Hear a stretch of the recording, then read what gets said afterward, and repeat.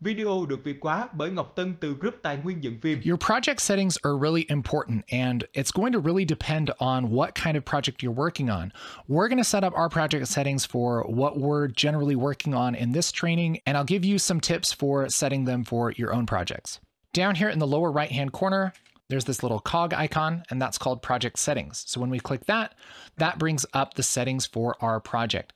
Now, this isn't how every single project is going to work. This is just for the one that we're working on right now. And there's a lot to look at here in this panel. We'll just take a look at the most important need-to-know stuff. A big one here is timeline format. This is the resolution and frame rate for the project that you are creating. Most of the time, settings like these are probably going to be pretty good. The only thing you want to be really sure of is your frame rate. You can't change the frame rate of your timeline after you've added media to the timeline. You have to do it before. So whatever frame rate you're working in, make sure to set that here. The frame rate we'll be working with is 23.976, but you can choose whatever you're working on in your project.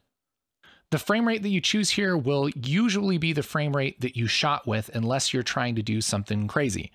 Most of the time, this is either 23.97, 24, 29.97, or 30. If you're doing something like gaming videos, you might have recorded at 60 frames a second, in which case you would select 60.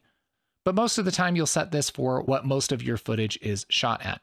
The timeline resolution is important, but you can actually change this after you put stuff in the timeline, so it's a little bit less essential than the timeline frame rate.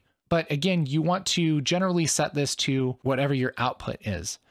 So if you are rendering a full HD video for YouTube, set this to 1920 by 1080. There are a lot of different drop-downs here.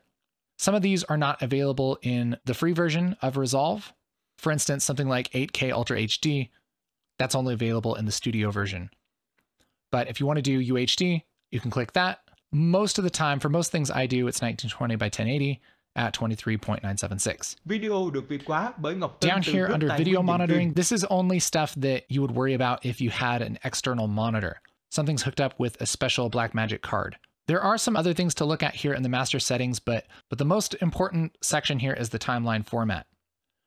If you know a little bit about video codecs and that kind of thing, you can set your preferred video codecs here in the optimize media and render cache. I would especially pay attention to the render cache format. Most of the time, the defaults are going to be pretty good if you have a decent computer.